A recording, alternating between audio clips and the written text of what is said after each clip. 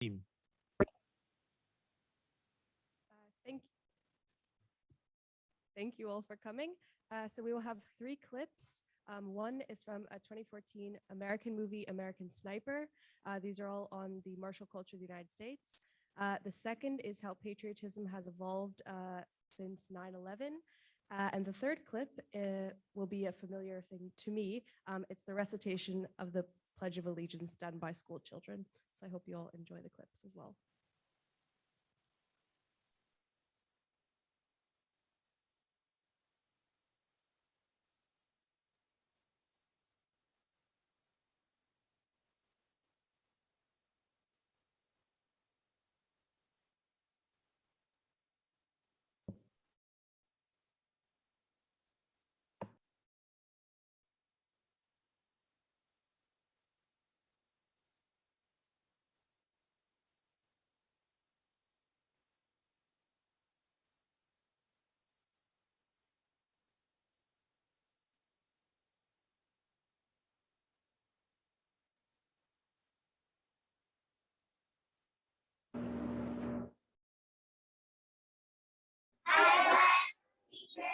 To the flag of the United States of America and to the republic for which it stands, one nation, under God, indivisible, with liberty and justice for all.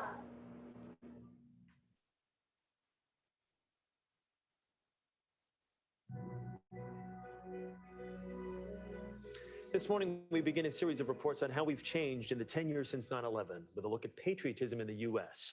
New York Senator Charles Schumer is urging people to display the American flag this weekend to send the message that, in his words, we will always continue the fight against terrorism until it is totally vanquished.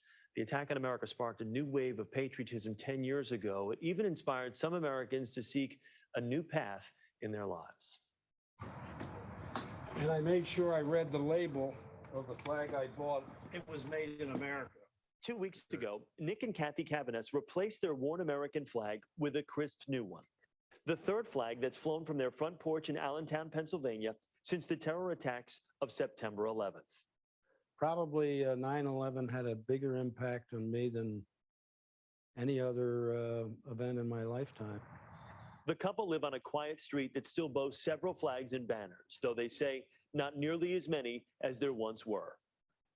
I would say that patriotism before 9/11 was probably at a 7. After 9/11, it was 10 plus 10. Nick pretty much has that right. Immediately following the attacks, the American flag seemed to grow from the ashes, popping up nearly everywhere. And of course, flying the flag is only one way to show one's patriotism. Some join the military, often derailing careers to answer the call of country. Pat Tillman famously put his football career on hold to join the Army and tragically lost his life in Afghanistan. Others lined up to donate blood. The Red Cross says more than 250,000 people decided to donate blood for the first time. America, And then there's Daniel Rodriguez. God shed his grace on thee. The singing cop, Rodriguez was on duty that Tuesday in September 2001. I remember the sounds of the radio, officers calling.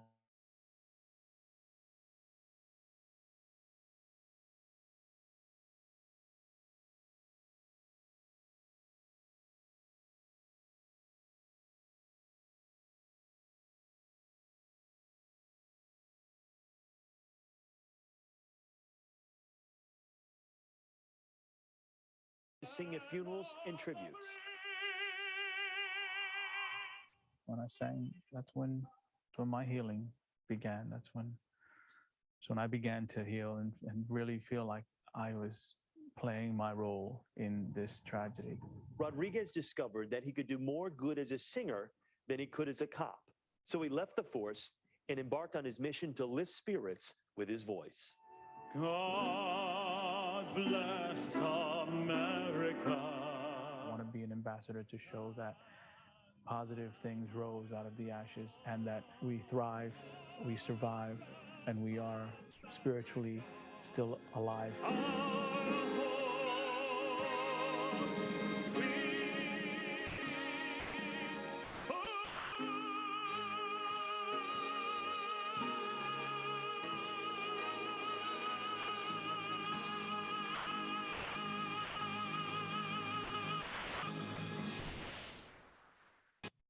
Still hard to believe it's been 10 years. I know, it really is. Because it's still, the wounds are still so fresh. Daniel's voice, though, talk about a driving force in the recovery phase. Such an inspiration to so many people, and just a kind of a comforting I was just, you took voice the word and right out of my soul mouth, an and inspiration just- and a comfort in so yeah. many ways, and still is. Yes.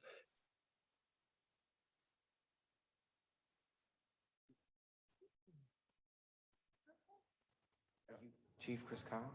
Yes, sir. My name is Mads. We met in Fallujah. You saved my life. I did. Yes, sir.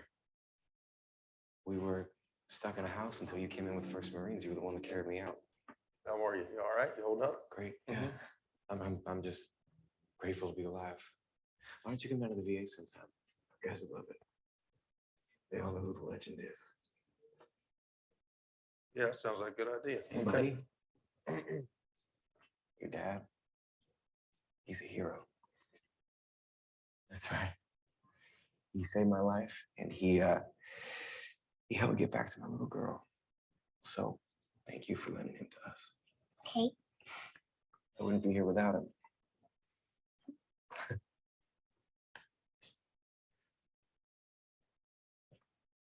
My family thanks you for your service. Okay, thank you.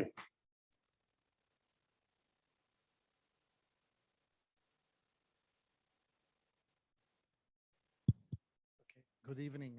Let me first thank Ambassador Wouters for organizing this event this evening and inviting me to be part of it. The first clip.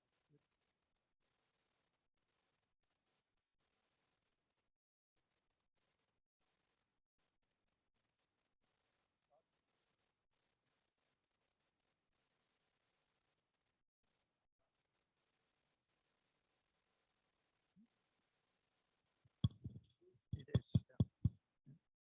Miracles happen, even here in Leuven. Okay, what was the topic I was talking about? Oh yes, okay.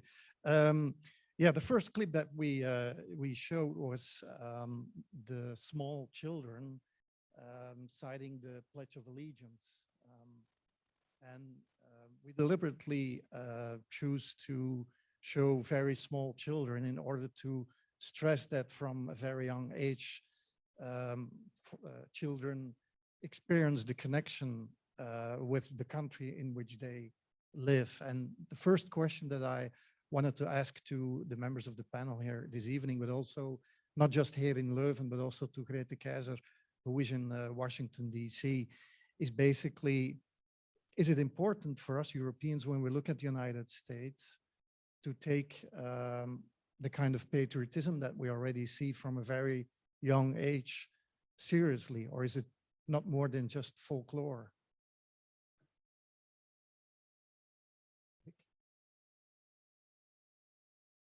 Always found that it was quite superficial, that patriotism. Naturally, there are special moments when you have 9/11 or something else, like the wounded or deaf, who come back to the country. And we had similar moments of patriotism. Remember the death of King Baldwin, when 10,000 Belgians were in line, even at night, before the Royal Palace, and suddenly discovered that they were Belgians, and were on their bumper stickers saying that they were proud to be Belgian. But it didn't last. And I think that you have the same thing in the United States, because we've seen children now, but if I may be wrong, but I think there has been a Supreme Court has put an end to the obligation for children even to say the Pledge of Allegiance. So I think you saw it also in moments of when the country was very divided, for instance, on Vietnam. Tens of thousands of youngsters left the country to Canada, to Sweden, and I'm sure that when they were young and when they were children, they also at school had been put up with the pledge, but they left the country because they didn't agree with their country on the Vietnam War. So I think it's in moments like these, like 9/11 and otherwise, it comes back, but then it disappears. And it's the same thing with us. Actually, I think I disagree. I think it's for Americans, it's always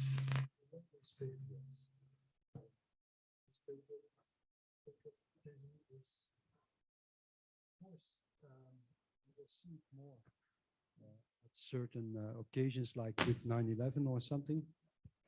But I think that's really the difference with many European countries. There are also some European countries where you could find same kind of patriotism. It's a different brand of patriotism, perhaps, but I think Americans are. And if you talk about Vietnam, I even think that even for people opposing the war in Vietnam, they were also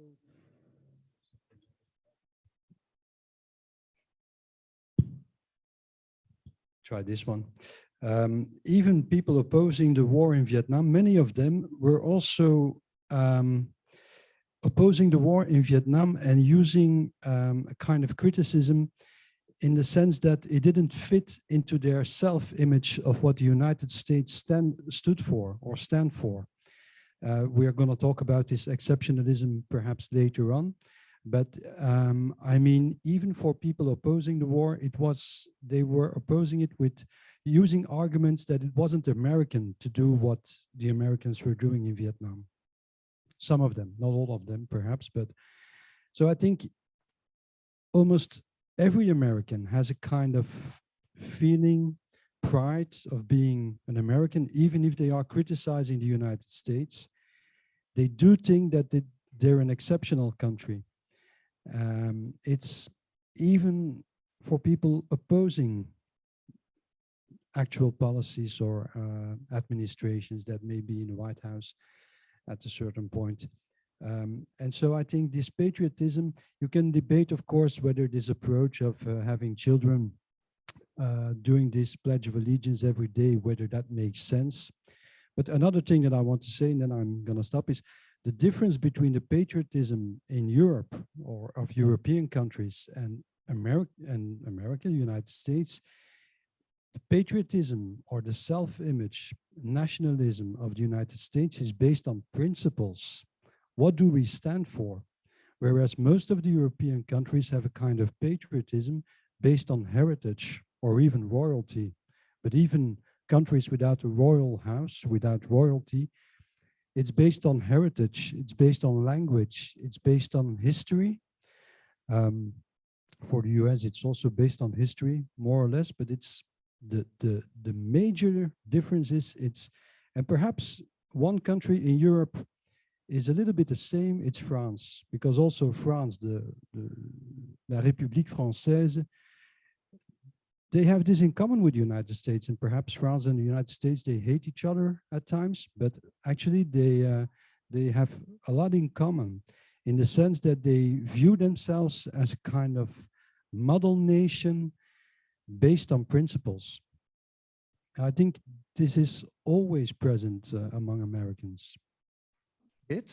Yeah, may I hope you can hear me, but I totally agree with Bert and a little less with Dirk. I live here now for 22 years, and that Pledge of Allegiance is still cited or recited by school kids every single day. It doesn't go away with, being in a good position for the country, of being in a political crisis when it comes back up. It's very important. Parents are still very proud when their kids can recite that Pledge of Allegiance by heart. It's mostly the first thing they know by heart, it's that. Secondly, I just wanted to add that it was they never can force a kid to, recite the Pledge of Allegiance. That is very clear. The court case was about the under God, and a couple of atheists had tried to get a decision that the under God had to disappear, which the courts totally rejected and said, like, the under God has nothing to do with the belief in one God. It has to do with a formality, with how we think, and it's basically on a formality. So the flags, everything. I never used to have a Belgian flag until I came to live in the US, because you know what? I will get my flag out. I live here for over 20 years. On July 4th, my American flag will be out and my Belgian flag will be out. I just learned it here. And I have to tell you that I'm still proud to be a Belgian, and that's a lot less with the Belgians. And I didn't think about it when I lived in Belgium, but still that, and it's a principle. Americans consider themselves, as Bert says, as exceptional people. Their society is exceptional, and just look at us and the world will be better. That's basically what it is. And it has that patriotism it grows, of course, after 9/11, and I see it coming back right now with Ukraine, but definitely it's always there. I hate to be the party pooper, but I'm not that fond of patriotism in general, and certainly also not of the American kind. The thing is that I totally understand the need of people to really root for their country, certainly in cases like 9/11, like the people from Ukraine now, whenever there is some kind of foreign predator threatening your country, it's absolutely logical and a good thing to stand together. But the ubiquitous nature of having to every day to have this moment together with all the children of your class to say that you're completely behind the country has to me way too much the nature of standing behind your country regardless of what's being done. So it doesn't really amount to educate young people to also be critical about what's happening in the country. And then there's the other part, as the fact that the American patriotism is like in many countries, certainly in Belgium too, but certainly in the United States too. It's not always very clear to me what they are being patriotic about, because there is a huge difference in the pride of one American about their country towards the pride of someone else. And I think the biggest and worst example of exactly what your kind of national pride could be has been January the 6th last year, where the people at least that's what they said, out of pride for what their country is, invaded the Congress building, and quite a few of them were carrying the flag of the Confederate States in the Civil War, which wasn't exactly a movement that was very much in favor of national unity. So what is it? Who are you rooting for? It's a bit too easy for me. It's too unclear what exactly you mean when you're saying you're proud to be an American. Yeah, well, Stephen, I do agree, but I just want to say that, what I was saying is that I also, look at it in a critical way, but I just recounted just the facts, how it is here. I live here now for 22 years, and I totally do agree that nationalism can have lots of faces. And that is not always clear what the Americans stand for, but what they stand for, and we will talk about it later, is, they stand by their president and they stand by their constitution. And, whether you are black or white, or you're an immigrant, and even more with immigrants, that is what they stand for. That is what nationalism means. But of course, it has their excesses. And I totally follow you when you say like January 6th was a very good example of that, definitely. But the American flag, you cannot tread on the flag. You can, it's an offense, you can get into jail if you really want to, if you go and trample the American flag or set it on fire or whatever. So it is, it's something, how you handle the flag is even by law constituted in the US. So just to say, like, okay, this is important for the Americans and the American politicians.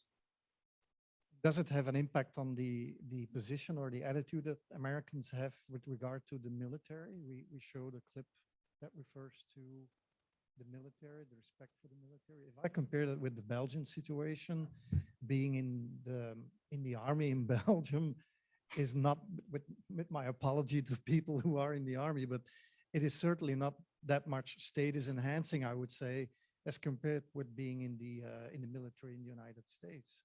The kind of respect that was shown in the clip is kind of an example of this. Does that patriotism has an impact on this position vis-a-vis the military, the respect that the military get and the role that the military is supposed to play in protecting the values to which Bert referred? Yeah, I guess so, but on the other hand, when we talk about the military, I think there is also something ambiguous about the position of the military in the United States, because we have to admit that recruiting of volunteer soldiers, because there's no conscription anymore, as we all know, is very often being done among minorities, and perhaps not among the lowest income groups, but definitely among lower income groups, because also when you sign in for the military, it gives you opportunities sometimes for studying, where you don't have the means to do it if you would not join the military. That's one important aspect. I also know, because I've been traveling in the United States, I've been talking to military families, that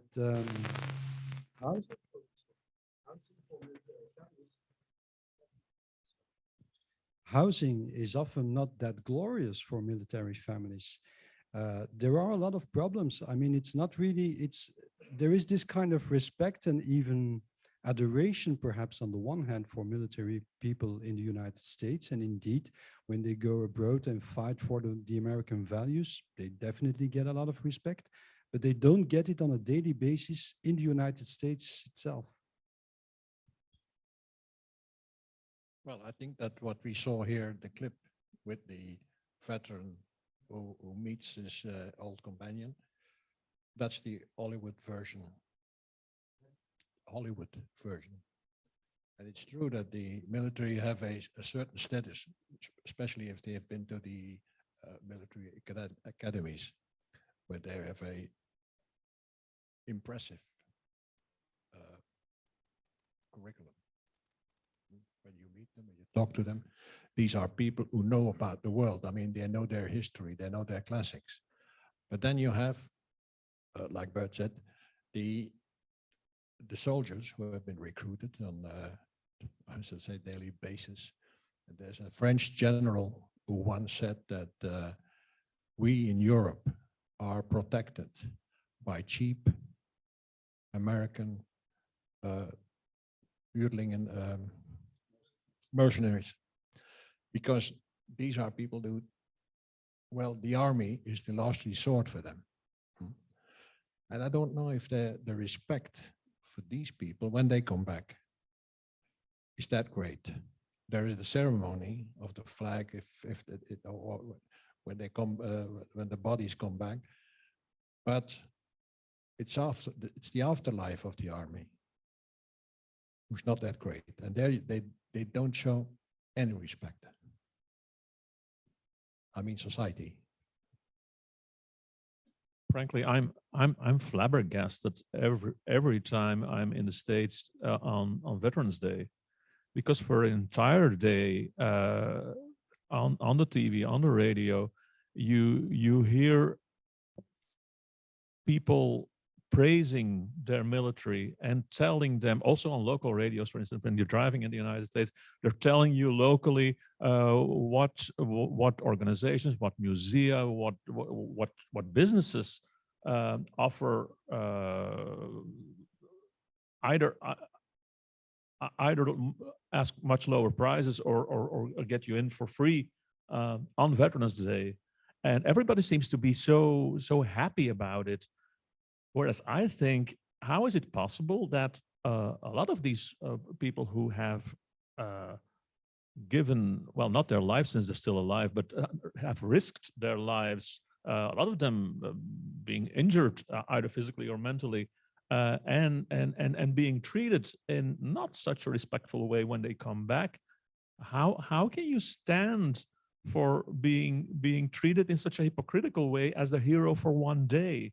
Whereas what's happening on the other 364 days is often not that grateful at all. Yep. If I may, can I? Yeah. Okay.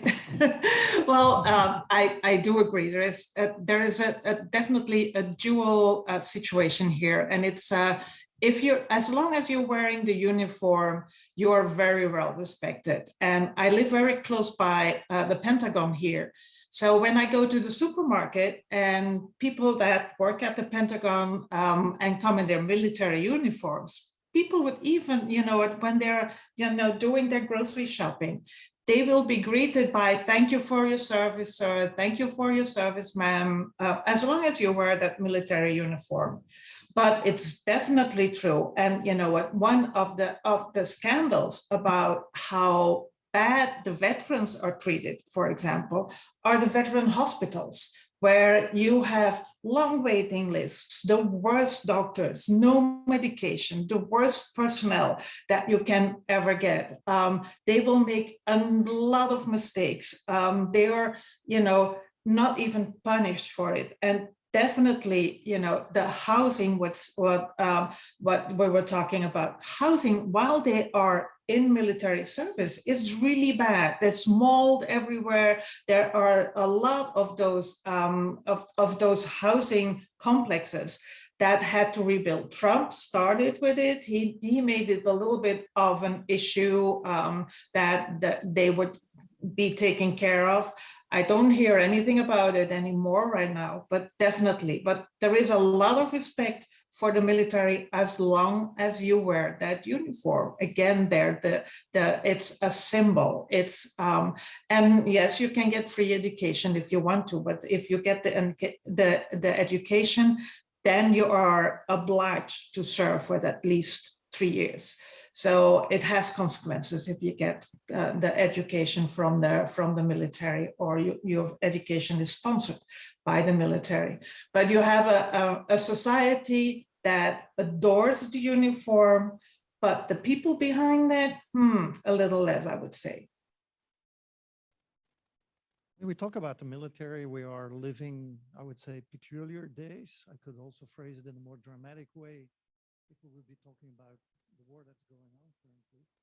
But there is already for quite some time in the United States a debate about burden sharing. We're talking about mercenaries, the American role in European security. What about that in the US itself? Is there a changing attitude with respect to that? And is the war that is currently going on in Ukraine changing this in the old way, in the sense of a larger preparedness from the US to share the responsibility for European security, or the opposite? The Europeans have to do it themselves. Change in the way that the Americans want the Europeans to change. Yes. It will put their nose before the facts now. They've always refuted I've never understood why NATO and European Community or European Union didn't work together more closely from the beginning. Because, you know, they missed the chance to have a European defense community in the 50s because the French opposed it. But afterwards, there's never been a serious maneuver from within the European Union to work together with NATO. And now I was amazed that I heard the other day someone, a politician, saying on television that it was one of the great victories of this crisis that NATO and EU worked together. Why didn't they 20 years, 30 years ago? So it's true that the Americans always tried to bring the Europeans so far that they would work together with NATO. But apparently for the European Union, it didn't work. I mean, they weren't interested. Even more, they feared it. They feared the fact that they were going to work together with them.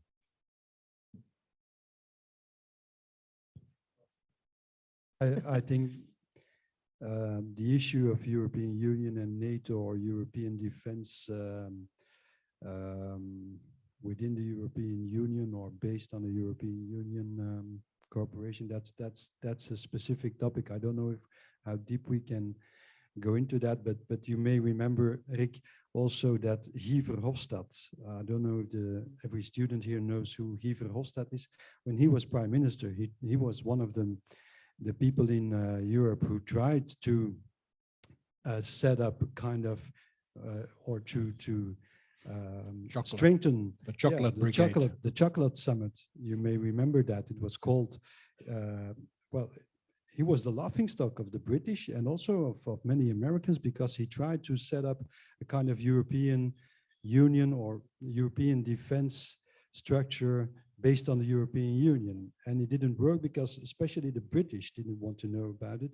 And of course also the French, I mean, France and the UK, they all want to keep their own defenses. Perhaps that's changing now, okay.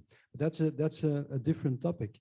But the question that Bart, that you were asking, will the Americans be prepared to, well, to defend Europe, to put it bluntly? I think the jury is still out, and there are two dynamics working in the US.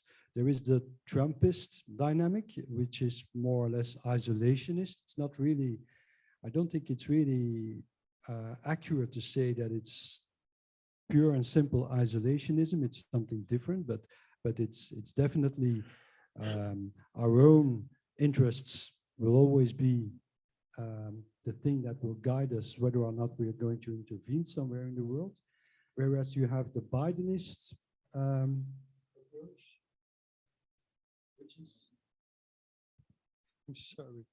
which is still more based on multilateralism, a feeling of, well, yes, we are exceptional and we do have a responsibility to be more or less the policeman of the world, even if that word is perhaps not a very, well, a flattering way to put it, but it is like that. They are the policemen of, they used to be the policemen of the world, and they still are in the view of Joe Biden, I think.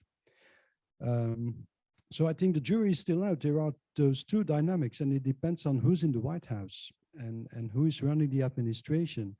And it may change again after the next presidential elections, depending on, but there are two, even within the Republican Party, or especially within the Republican Party, you have these two dynamics. We now tend to think that the Republican Party is Trumpist, but look at what's happening in Ukraine, and immediately you see people who were very much in favor of Donald Trump, like for instance, Senator Lindsey Graham, who is now, well, he's really now, he's a kind of McCain Republican again, who wants to intervene in Europe very strongly.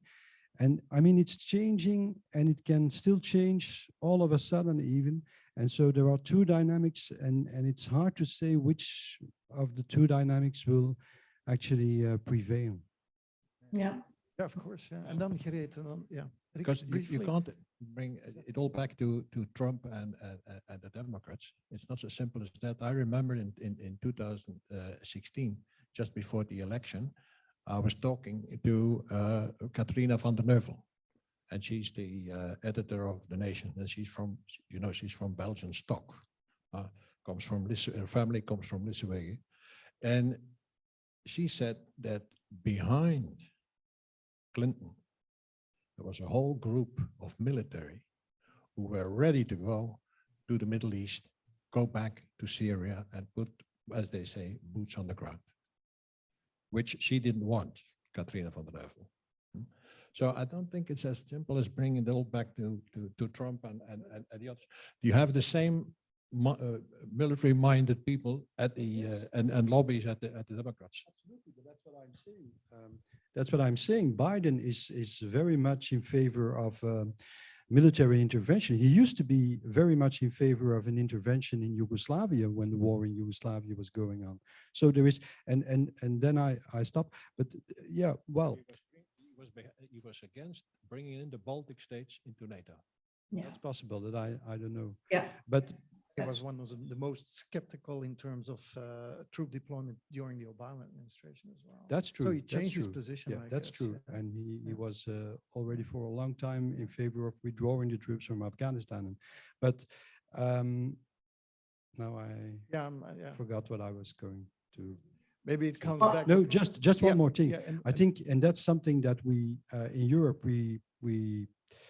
we don't really see what's happening in Washington. I think there is a kind of military security establishment in Washington, regardless of who's in the White House, and they are preparing the grand strategies of the future. So China was already evolving as the next big enemy for the United States, even before Trump. And then with Trump, it became really very obvious, and Biden is just continuing. For Biden, China is the great adversary, the great enemy or rival at least, not Russia. Now it's changing, of course, or it has changed with the war in Ukraine. So it's because of a certain establishment, regardless of who's in the White House. Oh, definitely. And you know what, I would add to that, if whatever happens in the next coming weeks, Biden is not prepared to put boots on the ground, definitely. And the American people are not prepared to allow that either.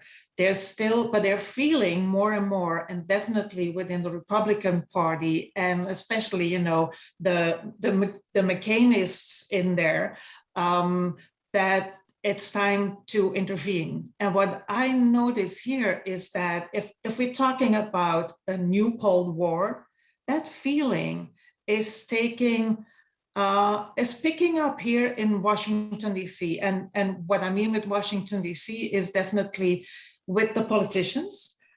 You have seen the reaction on how big the support within the Republican and the Democratic Party was for Zelensky. They had an applause that lasted for at least 3 minutes before he started speaking yesterday. So that's a huge sign, but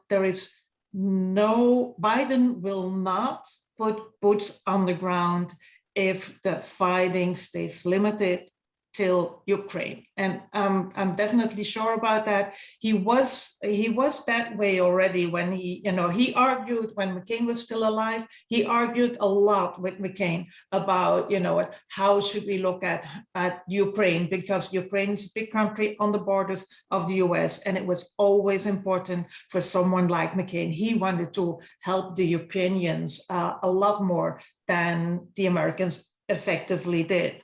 But definitely it's maybe Trump said 2 days ago, like, oh, well, Putin is maybe not that good as I thought. And he's changed very much, meaning that, and if I see the next big man in the Republican Party is John DeSantis of Florida, he is prepared to go and defend the Ukrainians. So, it's still definitely, it's gonna be whatever happens in the next coming weeks, how the Americans are going to react. But definitely they like what Biden is doing right now. They would have, most of the people would like to have even stringent, more restrictions and more measures from the US government, but no war for the moment, no boots on the ground. The difference in opinion among Americans, whether it's the general population or the politicians, between those who want boots on the ground in foreign wars and those who don't, has always existed. I kind of agree with Bert when he said that we have gone accustomed to the United States wanting to be the policeman of the world, but that's all after the Second World War. But actually, even though the Americans consider themselves an exceptional nation, also in a moral kind of way, but it took them until 1917 to get into the First World War, and it took the Japanese to bomb Pearl Harbor to get them in the Second World War. Then the United States won the war both morally and also economically. I mean, they really consecrated this being the biggest nation of the 20th century because of the Second World War. I'm not blaming them. I'm quite grateful to them for all the sacrifice. But it turned out to be some kind of a winning formula for about half a century or so. And so nowadays we see again, because of lots of evolutions, but populism and Trumpism is one of them. We see more and more that it's not so evident anymore to play that role. It's a matter of debate, and there I really think that it will be quite important for them to see whether Europe really means business this time. I mean, we have to admit that we have been taking a free ride for quite a long time. We on the one hand we were arguing that those Americans were also always the bully on the schoolyard and that they like to play the policeman, which is true. But on the other hand, we were profiting from it because we didn't spend much money on our own defense because the big brother was going to take care for us. And I mean, for decades now, whether it was Clinton or Bush or Obama or Trump, for once they agreed on one thing, they have all been complaining that Europe and Canada and Japan, I mean, all the other NATO partners were having to do much more of their share. And probably, I mean, it's quite clear that Biden and most Americans are, I'm not saying they're happy with what Putin is doing in Ukraine, but that for them, one good thing that could come out of it is that the European public opinion and European politicians would agree more on spending more money on defense. Oh yeah, that's what. Okay. We're going to take the Second Amendment, Greet, after the break, because otherwise the break is not going to be organized on time. But just for Q&A, are there at this point, given what you heard, questions from the audience? Are there questions from the audience? We start with the lady in the back, and then we go to you, okay? Yeah. So with the lady in the back over there. Yeah. There's a microphone. Yeah. Thank you. I'm American. I'm just wondering, you know, Biden is coming to Brussels next week. You know, I'm wondering what the hope from Europe is for America. Like, what do they want to see in the next couple of weeks from the U.S. with NATO? What, like, if you can speak from maybe the European perspective for America, what would you like to, you know, I'm wondering what that is. Okay. Is there anybody who wants to reply to that? Yeah, she was referring to the visit that Biden will pay to Brussels next week. And she was wondering what Europe hopes Biden will do for Europe, or yeah, what will be for Europe in it. Well, that's my way of phrasing it, but Are you speaking in terms of the conflict in the Ukraine? Well, as it has been said, I don't think they will in any way intervene NATO-wise into the Ukraine. No way that they will do that. But is that the question that's really going to be on the table? Isn't it the question about think that Article 5 and what that it the means question for is the even NATO on- countries? I don't think that the Yeah. question is even on the table. Yes, well, I agree with that, but yeah. But then the other question is Article 5, in case something happens in That's one of the something NATO else. members. That's something else. That's something Yeah. else. Because if it's NATO members who are attacked, then the whole thing changes. It's another game.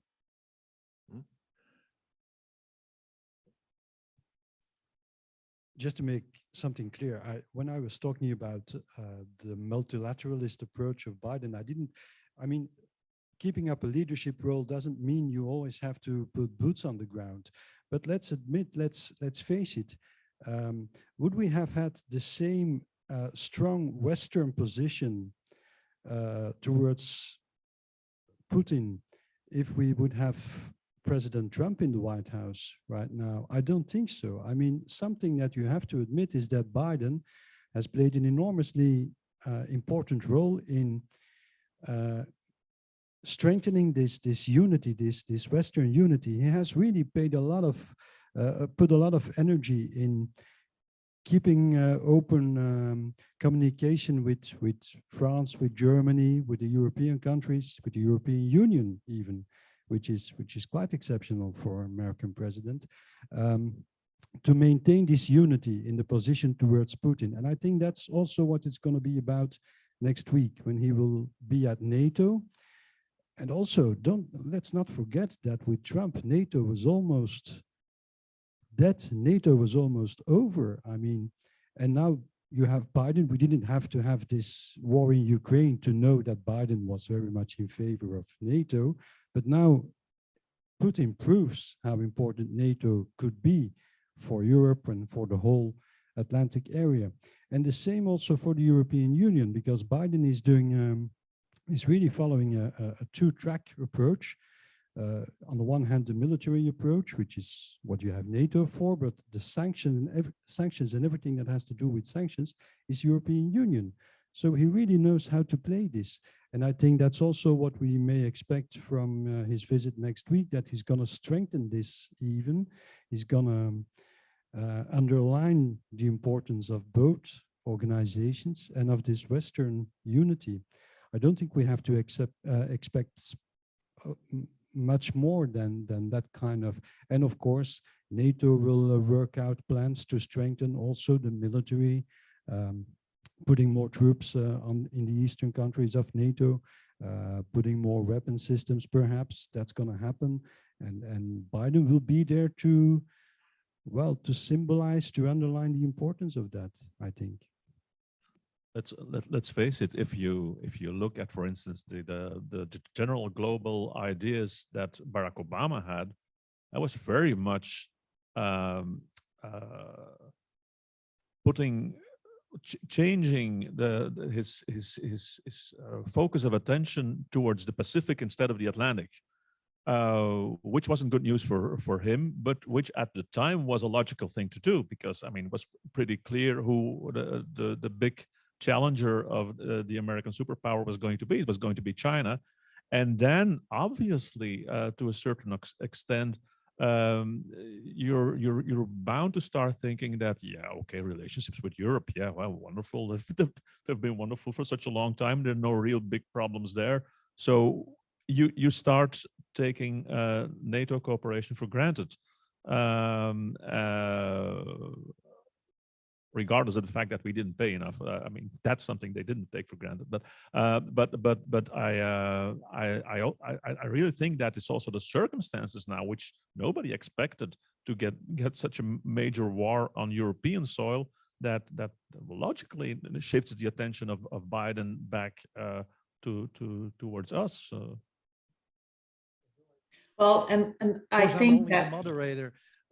But I think that the Chinese factor is going to come back, and it's going to have an impact on the attitude of the US to the European countries. Great, sorry, yeah, great. Oh, well, you know, resist the temptation, but Yeah. I know it is difficult to be that far away.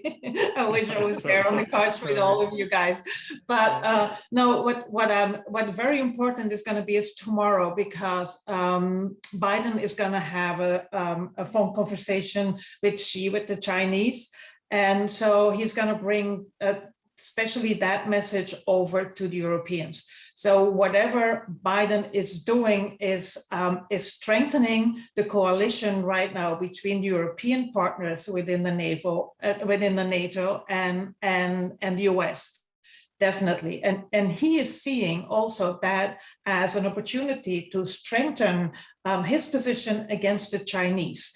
And I think that's what you're going to see happening. And I'm looking forward tomorrow just to hear about his phone call with the Chinese and what message he's going to get from the Chinese and what message he's going to bring to the Chinese. And it's all, of course, about Ukraine, because the Chinese tend to back up Putin in this whole fight. But definitely that's going to be part of the message that he's going to bring. And the other message is that the American Congress, the people who decide on the defense budgets here in the United States, that they're willing to add more from their existing budget to the Ukrainians to buy weapons and everything they might need to conquer the Russians. But definitely the Chinese element is going to be very important. And I would not forget to look at it really, really stringently. A lot. There was a second question and then we go to the break. Yeah. Yeah, the difference between the Belgian and the US Army was mentioned. Most people who have spent their entire career in the Belgian Army have never, I repeat, never been in active combat. Most people who have spent their career in the United States have been in active combat. That is a major difference. And this is also a difference in the way these countries see their military.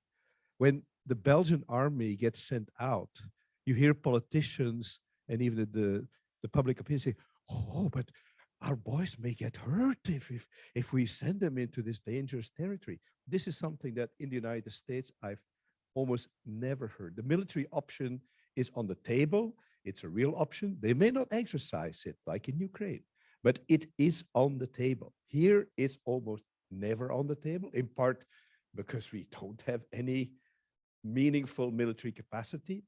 So it's not just spending, it's also being willing as politicians and as a country to sacrifice the lives of your sons and more recently also daughters. Maybe you could comment on that. Yeah. Is there anybody who wants to comment? Well, I think that's, if you're talking about willingness, I think that counts for about the whole of Western Europe, the unwillingness to put their lives at stake. And as Steven has said, we've been under the umbrella for more than a half century, the American umbrella. We were able, very important, to pay our social system because we didn't have to spend it on the military. We tend to forget that. I totally agree with what you're saying, but on the other hand, if you look at social system and the amount you spend on defense, okay, we were very happy that the United States were keeping up an umbrella for us, but it didn't have to be that big. I mean, if the United States spends as much on defense as the next 10 countries in the world combined, it's overdoing it. And if they would have used some of that money to I mean, we're going to of course talk about that after the break, but to turn the United States in a little bit more social secure country, that would have been a good idea. That was the warning of Eisenhower when he left as a president. Oh, yeah. Well, just to add some numbers to that, just to add a little bit of numbers to that, it's the military, the defense budget for this year is over $700 billion.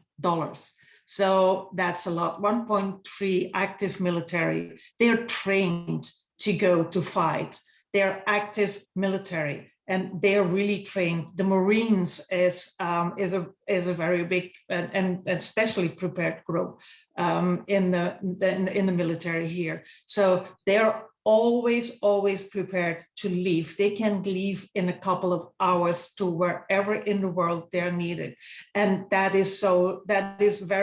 makes the American military a lot more powerful than, for example, the Chinese, who have more people, but not as many bases in the world as the Americans have. The Americans have, I don't know the number, but they have bases, military bases all over the Western world, and even more than only the Western world. So they can go in a matter of hours to wherever they're needed. Okay, thanks a lot. Well, we are going to have our 10 minutes break. So I would say jump on whatever is available. And we're gonna see each other again in 10 minutes. It's okay, is it 10 minutes? Yeah, okay, yeah. Thanks a lot.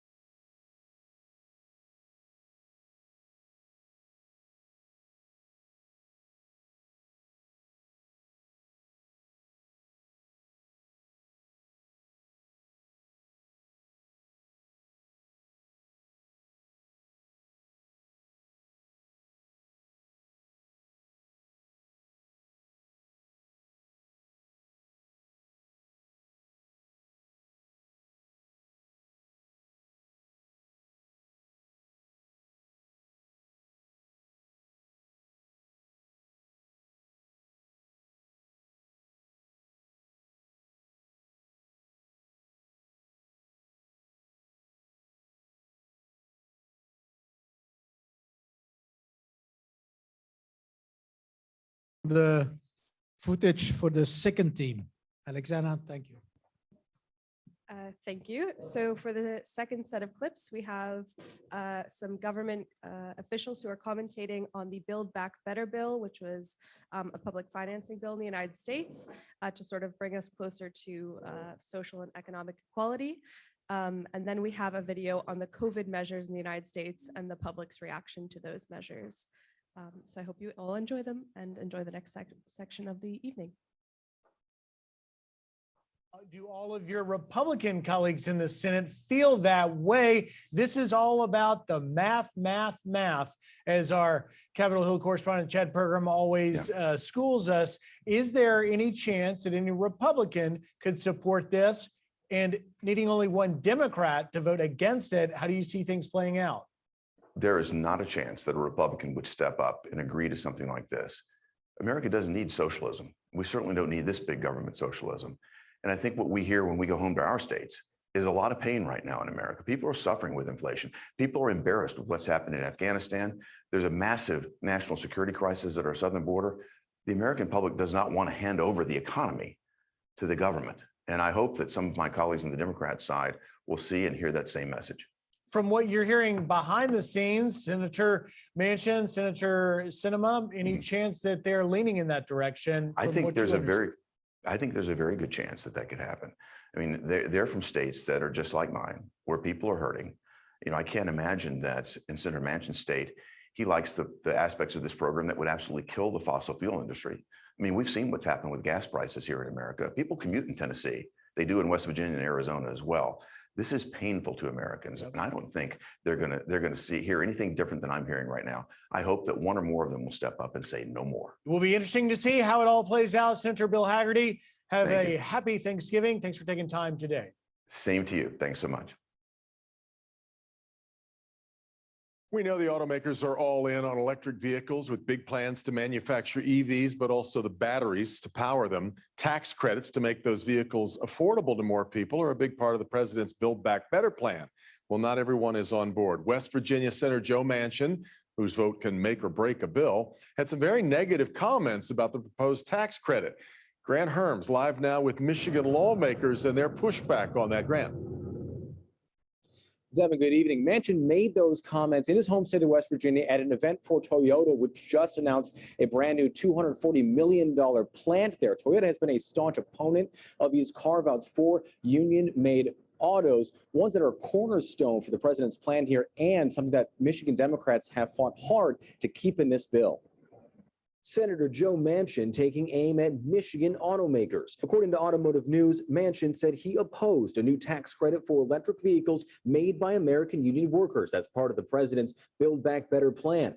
Manchin, who holds a key vote, called the credits wrong and not American, later saying he had a confrontation with Michigan Senator Debbie Stabenow, who wrote the credits into the massive bill. In a statement, Senator Stabenow pushing back, saying, quote, "There's nothing more American than supporting the opportunity for workers to collectively bargain for good pay and benefits no matter where they live and what company they work for. In fact, that's what created our middle class."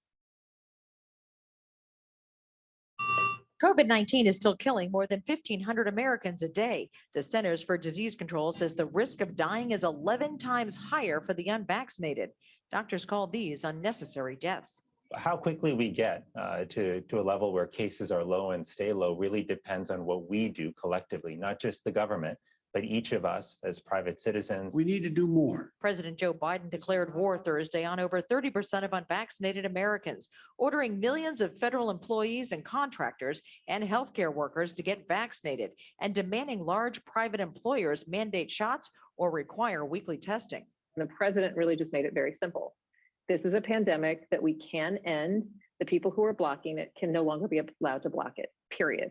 Already, some Republicans are pushing back, saying the president has overstepped his powers, which will lead to more vaccine resistance. This is an unprecedented assumption of federal mandate authority that really disrupts and divides the country. This is something that every state has to make decisions on. Many parts of the country are still locked in battles over mask and vaccine mandates. The item passes. Los Angeles schools are now requiring COVID-19 vaccines for students 12 and over, but some experts say expected legal challenges will likely fail since there are already laws mandating other vaccines for school children.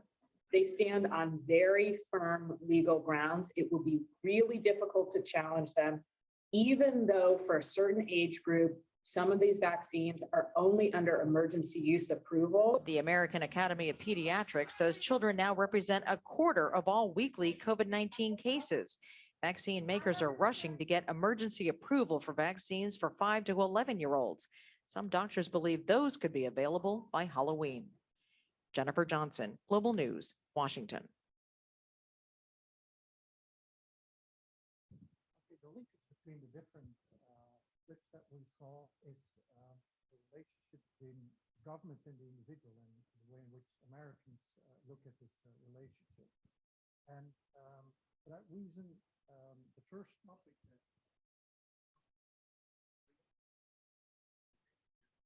is about the Second Amendment. It has in Washington, D.C. has prepared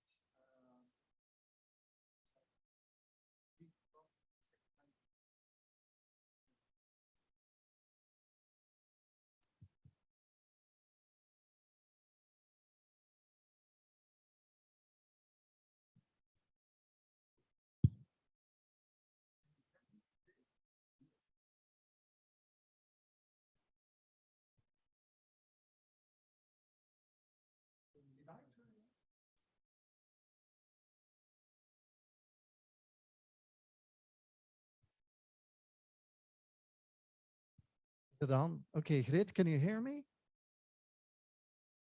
Okay, we can't hear. Great.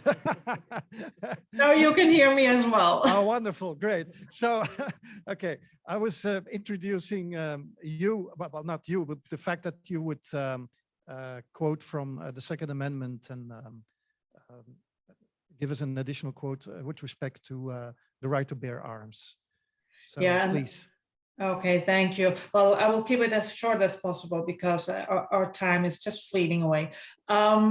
Just to start with, the Second Amendment is just an addition to the Constitution of the US, and it's only one sentence long. It's every day in the news, but it's only one sentence, and it's as follows. A well-regulated militia being necessary to the security of a free state, the right of the people to keep and bear arms shall not be infringed on. And the first president, President Washington, said about it, a free people ought not only be armed and disciplined, but they should have sufficient arms and ammunition to maintain the status of independence from any who might attempt to abuse them, which would include their own government.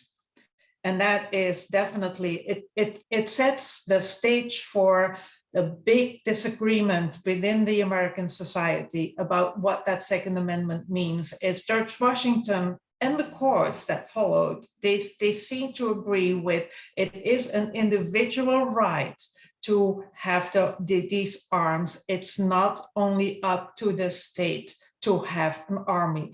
The civilians, the individuals, have to be able to defend themselves. And that's, it's two different options. The Democrats who want more legislation, they seem to opt for the vision that you have to be able to defend yourself. And so the federal government can have an army, but not everybody should have guns.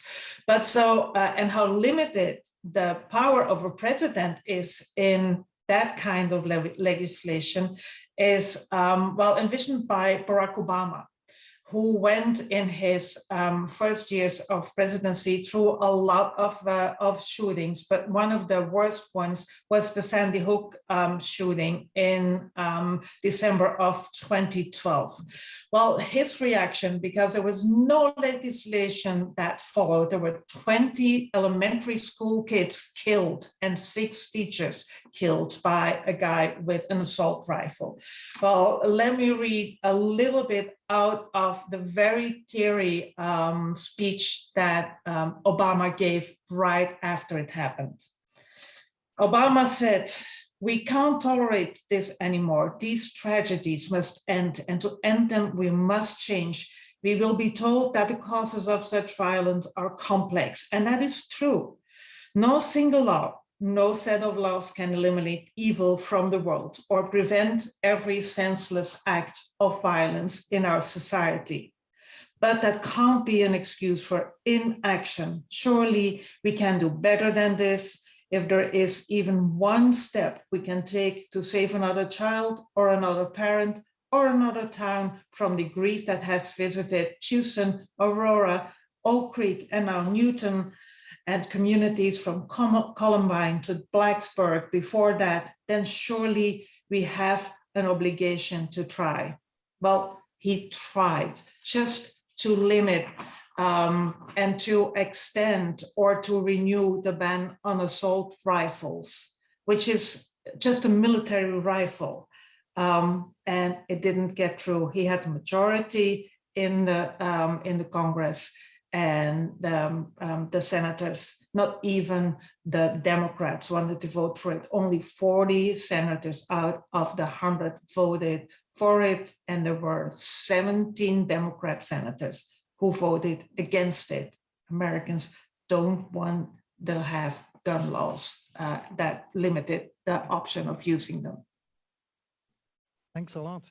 This question about guns and the right to bear arms and its relationship with gun control, to what extent does that reflect the culture of individualism that exists in the United States in terms of the need of citizens to protect themselves against government, or at least to have the opportunity to protect themselves against government? I wouldn't say it reflects the American individualism, but it does reflect the extreme nature of the concept of individual liberties, which is something different, I guess.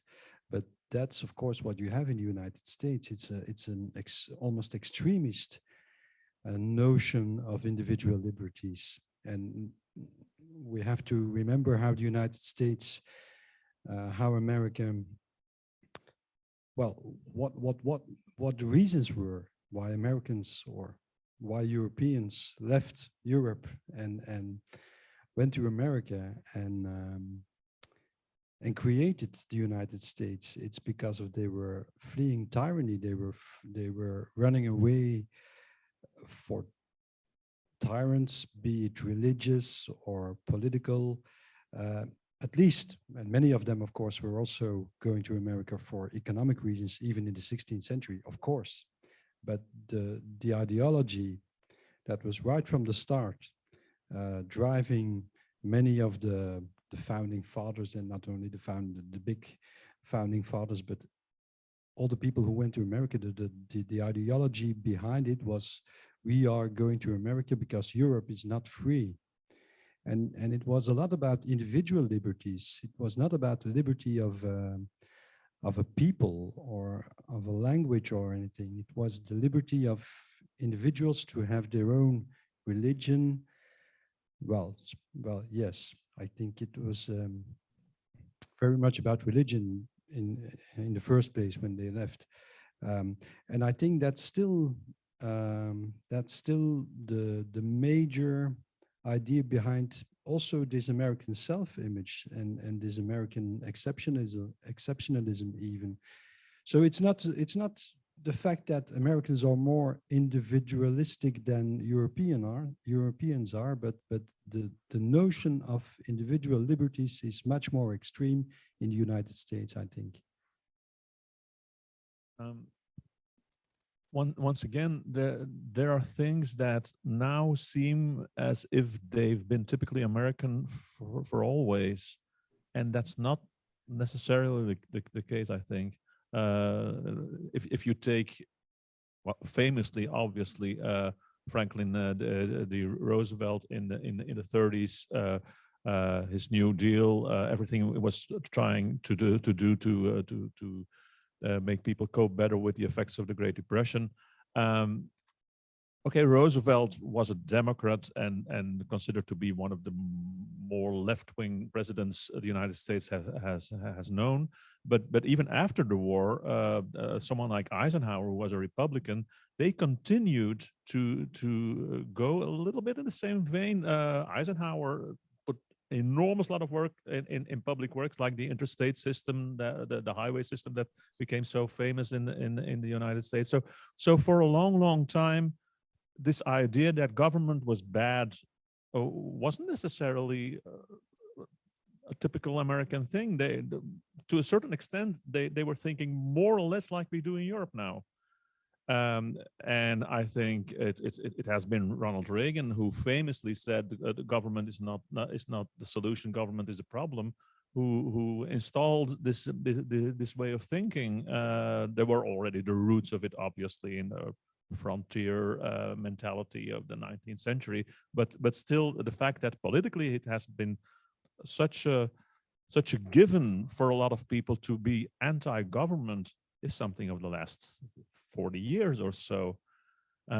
If I'm allowed to, there is one. The guns are pretty famous, but the most striking example of how anti-government people can think is something that I've noticed when a couple of years ago, when Michelle Obama was organizing a huge campaign against obesity in the United States. And I went to Mississippi because Mississippi is the poorest and the most obese state of all 50. And it was incredible the amount of obstruction there was against something so obvious. I mean, everybody here, I suppose, would agree that it's a good thing if government gets involved in getting people a little bit more fit. And there was such a lot of obstruction in the public opinion there that at one time I saw this Afro-American girl, really huge, 14 or 15-year-old, with a T-shirt that said, "As big as I want to be." And that's exactly the mentality that anti-government thinking gets you. It's that, oh, someone in Washington, the federal government, the wife of the president is putting herself behind something, then immediately we have to be against it because they're not going to tell us what to do in Washington. And you get this on such an incredible amount of levels. And well, gun culture is a very famous one, but you see it on practically every subject matter.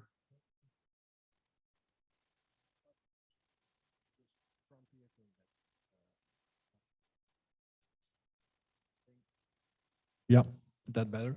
I think there's the frontier thing that is coming into this issue on guns. The fact that they conquered their property, and on that property, they felt that they were allowed to do anything. I remember when I was a kid, one of the first stories that I saw on television about America was a guy, a rancher somewhere in the South, who was showing to European journalists what it meant to be free on his own territory.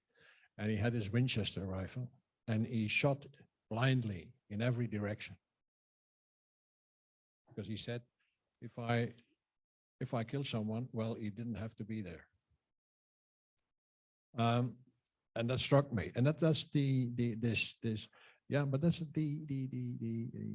mentality of some of these people living in these faraway places, because they're far away from Washington. That's why they did distrust it completely. And they said, I'm responsible for my own security. And then you have a guy like Charlton Heston, a big actor, who's if I'm not wrong, he was the president of the Rifle Owners Association or whatever it's called. And that enforces this image, because he's the guy who, well, the way he behaves on the screen That's how he's want to be. I mean, Clint Eastwood saying, "Make my day." Well, all these guys are dreaming about this moment. The thing is that for a state like the American state, that you're not able to put an end to this insanity is incredible. Mhm. May I add to that? Yes, of course. Yeah. That you know, in certain states, you have the right to shoot, like Rick says, like you have the right to shoot anybody, anything that comes onto your property without your permission. Texas is famous for that. So where the big ranches are, and they all have guns, and you know, if you don't need to be there, and if you're not wanted there, you stay out of the territory. That's still the same thing. But you know, it's not even with people that are far away from Washington, D.C. The last court case that decided on how the individual right to own a gun in the Constitution is really set was the one of Washington, D.C. versus Heller. Washington, D.C. was one of the, well, it's not a real state, but was one of the places, let me call it the capital state, where you were not allowed to have a gun on you. You were not allowed to have guns in your house, except for when you get a special permission. So Heller said, like, I will live in Washington, D.C., and I want a gun. And he went to the courts, and he went until the Supreme Court, and they decided in his favor. So since then, also in Washington, D.C., you can have a gun with you. And it's not a question of being Democrat or Republican. A lot of Democrats, they love their guns as well. I live, you know, 15 miles from Washington, D.C. I live in the state of Virginia. And you can conceal carry. And that means that you can have a gun on you all the time, as long as people do not see it, as long as you don't notice it. Meaning that me, with my girlfriends, when I go out, when I go to a pub, you know, some of my girlfriends have guns in their purses. I would never, ever wear a gun. That's my decision. But some of them do. And when I ask them, like, what are you afraid of? Why would you have a gun? It's more dangerous to me to have it in your purse than not to have it in your purse. Because, you know, if you have a gun, you have bullets. And most of those guns that people are carrying are loaded. It's not, because if you once show your gun, then it better be loaded, because the other one might have a gun too. So I still have a really hard time, but Americans grew up with guns. You know, when we in Europe learn how to cycle, they learn how to shoot in their backyards. It's part of their culture as well. It's not about, you know, being Charleston Heston and being the macho in the culture. It's part of their, you know, of their roots. It's being able to handle a gun and to have a gun in their homes. Can I add very shortly something to that? I think if there's one subject matter where there are no United States, that's exactly gun culture. Because after, for instance, Obama and a lot of other presidents have failed to pass any major federal laws, then suddenly a lot of states, a lot of liberal-leaning states, California, for instance, started realizing that maybe instead of trying to force something that you're never going to get done on a federal level, that you were going to have to take it state by state, which they were pretty successful at for a while. The problem is that with the huge polarization of the last couple of years, and the fact that Republican Party has gone much more conservative and right wing than they ever have, they also started gaining on gun culture in their states, with the effect that now you have more than 20 states of the 50 where you have these stand your ground laws, which basically says that you have the right to shoot someone from the moment you feel threatened by someone. So complete berserk they've gone. It's a ridiculous kind of legislation, and it has been more or less the result of thinking, okay, so we're not going to have any national rules about this. So every state can go as liberal or as conservative as they choose to, and they try to outdo each other in extremism.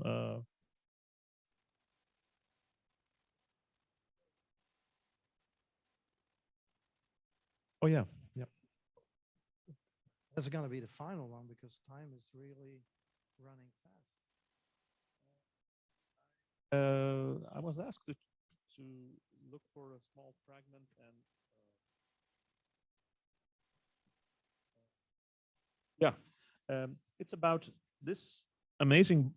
It's out of this amazing book, Educated, by Tara Westover, who is someone who grew up in Idaho in a family of very staunch religious conservative people, but like extremely so, but who got out of her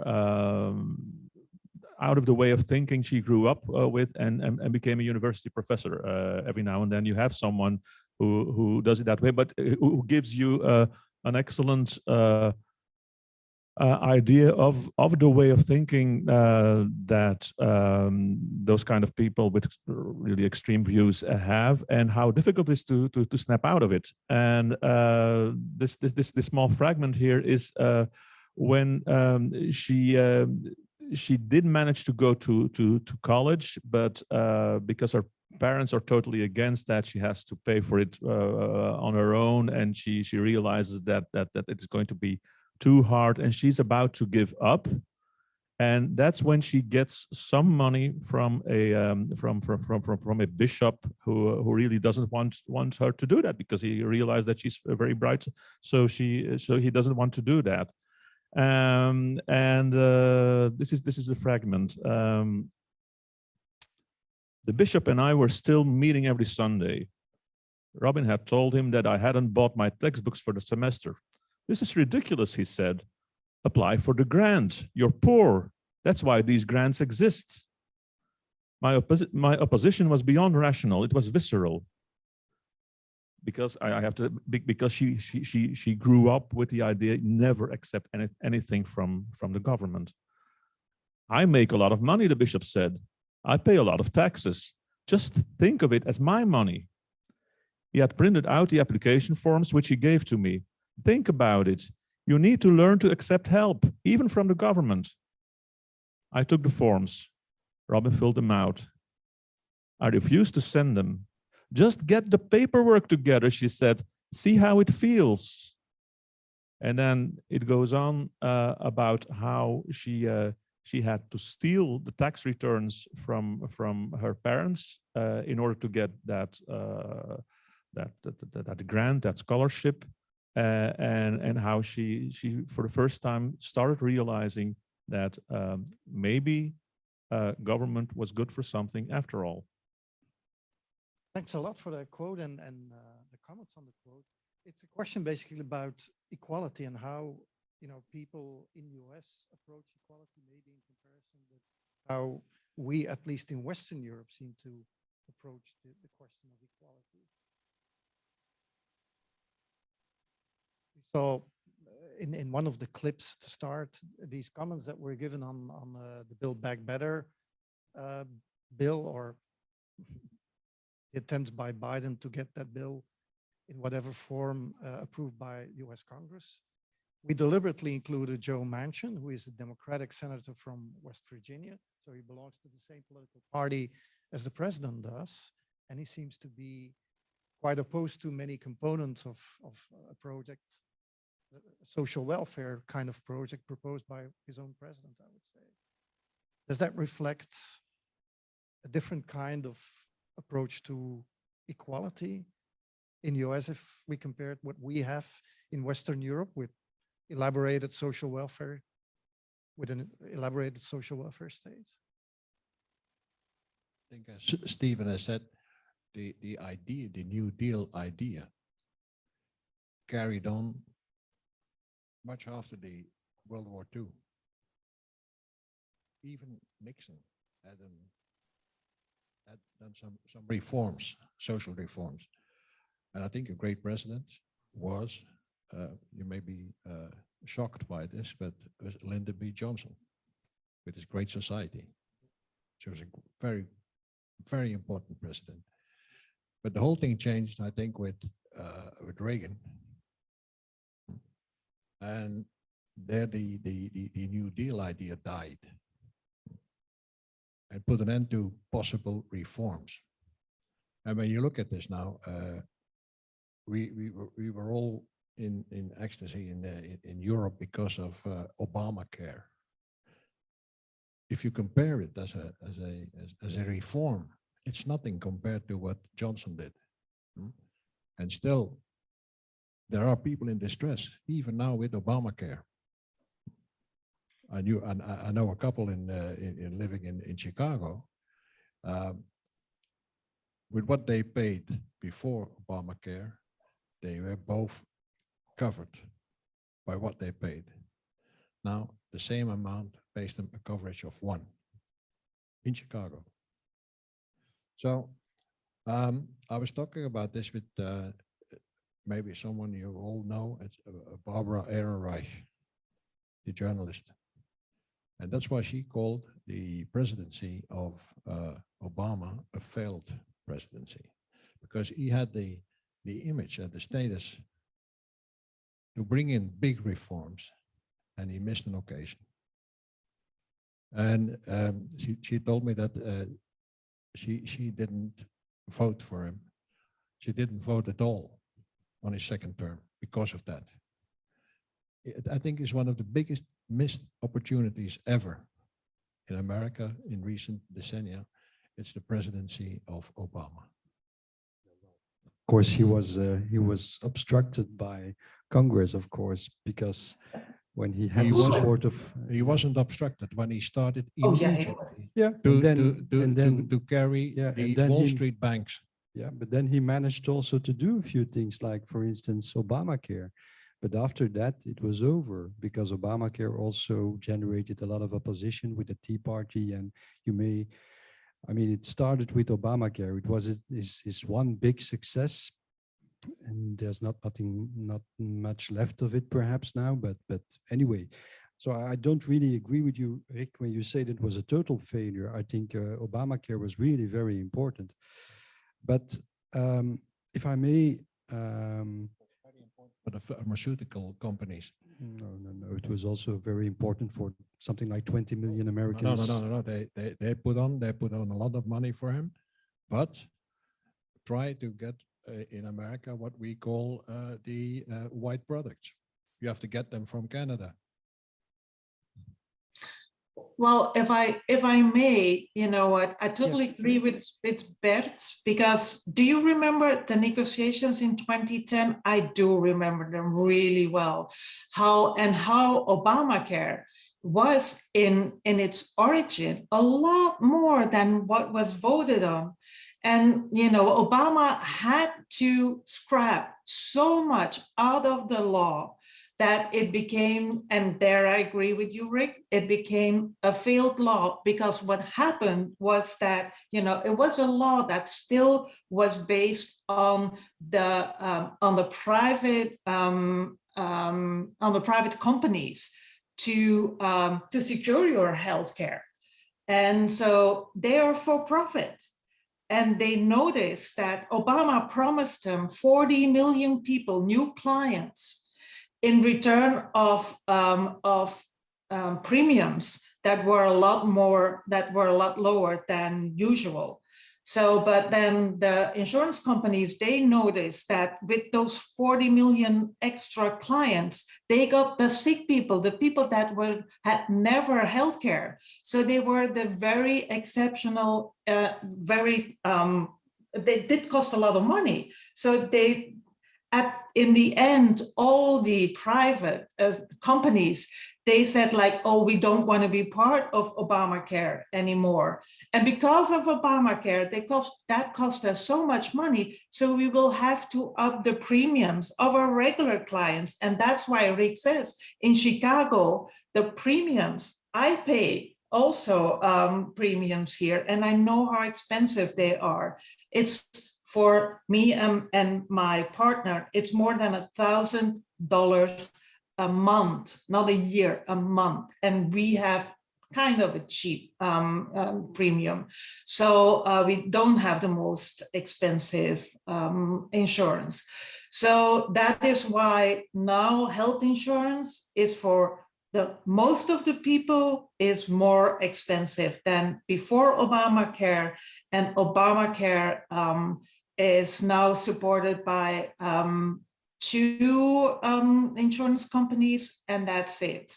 So that is why Obamacare is completely failed, of course, but at least it gives people in most of the states still the opportunity to have some healthcare coverage. Some. It's not good. Obamacare is, then you deal with in general, the bad doctors, the bad hospitals, and definitely all your medication is not the most expensive medication that is covered under Obamacare. It's all true. And the pharmaceutical industry, Rick, definitely, they still have the power to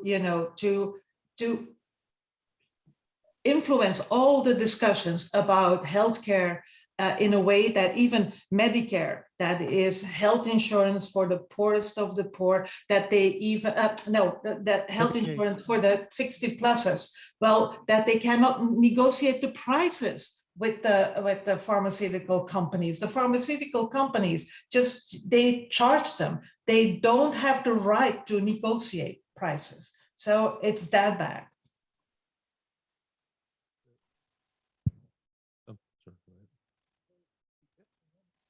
No, just to come back to your question about equality, right?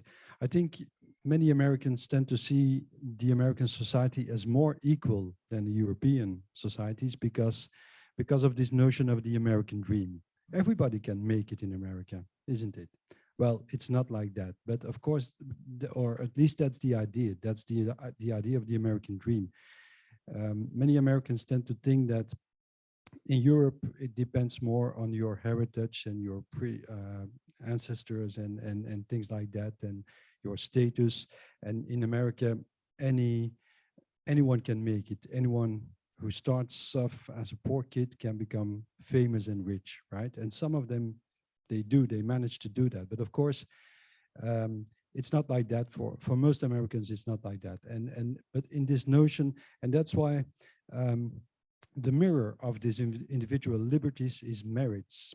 The American society and the whole idea of equality is based, well, it's not equality, but it's based on individual merits. If you don't make it in society, it's your own failure. And if you do make it, it's your own merit. And of course, it's a little bit more complicated than that.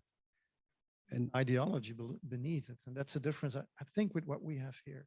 And that ideology is, there exists in the US, it's an ideology or an idea. There exists an equality of opportunity. Whereas in Europe, what we emphasize is not equality of opportunity, but equality of outcomes. And that's a big difference. We want to have equality at the end of the day. We want to have everyone, in higher education. We want to have low inequality in terms of wages, and these kind of outcomes. We want to have equal access to healthcare. In the US, the idea is much more, well, you have an equal opportunity, yeah, and it's your responsibility what you do with that opportunity. I'm not saying that there is an equality of opportunity, but I'm saying that idea is central in thinking about the American dream, because the message behind the American dream is, if you really want it, it's going to be possible for you.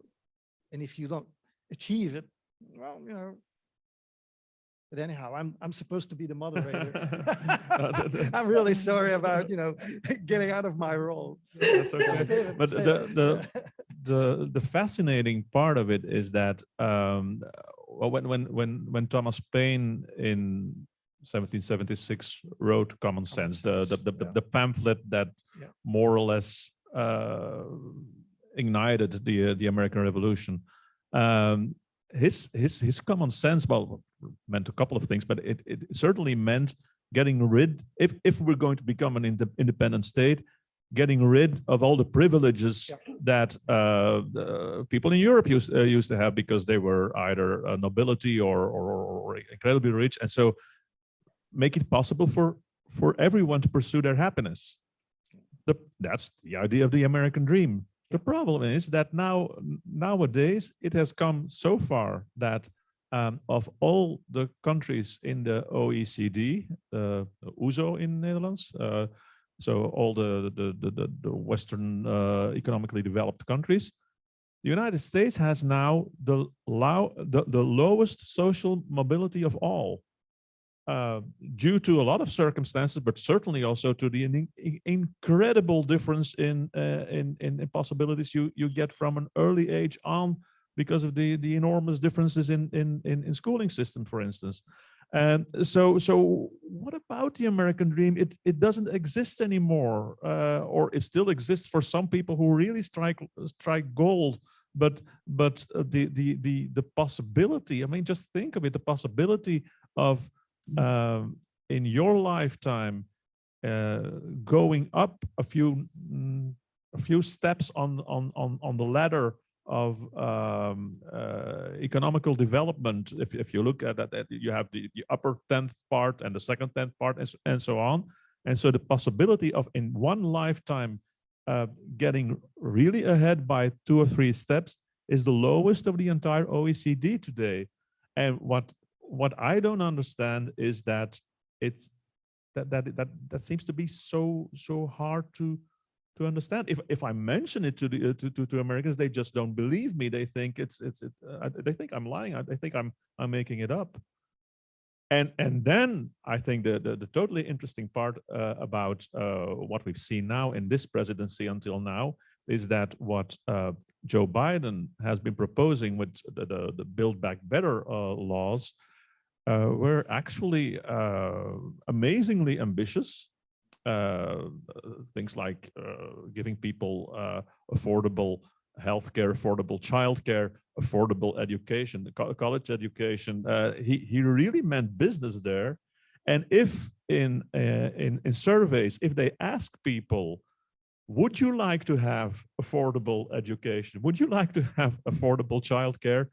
There are numbers like 75% of the people say yes. So also a lot of Republicans, but they somehow, and that is, I think, the big failure of Joe Biden, they somehow don't seem to realize that it's Biden's presidency and the Democrats who are actually fighting for that. So they want something, but they don't realize who is the one who is trying to get it to them. Just one little detail that I find really, I've always found it most incredible aspects of the way American society is organized, and talking about social mobility. The public schools in the United States are financed on the basis of the property taxes of the neighborhood that the schools are located in. So the richer the neighborhood, the more money the schools get. It should be the other way around. The poorer the neighborhood, the more money that school should get, because you need more teachers to take care of the children. And this is something which is, for me as a European, I really find it hard to digest, to understand how this system can keep, well, sometimes it's being, how do you say this? There is some additional financing perhaps for some poorer neighborhoods, but the basic system of financing of schools, public schools in the US is just like that. It's based on the property tax. So if you live and if you go to school in a very rich neighborhood, the schools will get much more money than in a poor neighborhood. And I mean, if you talk about social mobility, how can you get social mobility with such a system? Okay, I think we have to wrap it up here because it's getting, well, late for you students on a Thursday evening. I wouldn't call it late. I would call it extremely early, but certainly a decent moment to wrap up the debate, I would say. So I would like to give the floor to the ambassador for the concluding words. Thank you, Professor. I don't think that I have the ambition to conclude or give a synthesis of this really formidable insights. I think that we heard tonight, and but I think, and I'm convinced that I would like to invite the audience to give a round of applause for our great panelists who gave the best of themselves, I think, tonight, and who really tried to answer the difficult questions by the professor, the moderator. But it was about really the insights you normally don't get, as I said at the beginning, in your syllabuses and in your courses. So please join me in giving a strong round of applause to our members of the panel.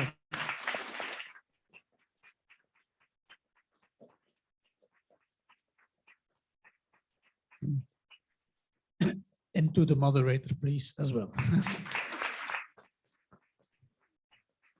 And the applause, great Kaiser in Washington, was also meant for you. I hope you heard it. It was also meant for you. I did. Thank you so much. But thank you.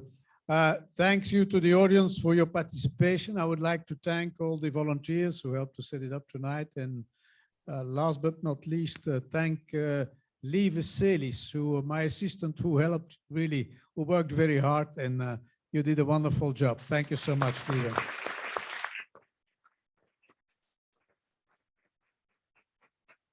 Please keep all tuned to the activities of the America-Europe Fund. Keep tuned to the activities and the wonderful activities of the European Law Students Association. I thank them for their support cooperation tonight.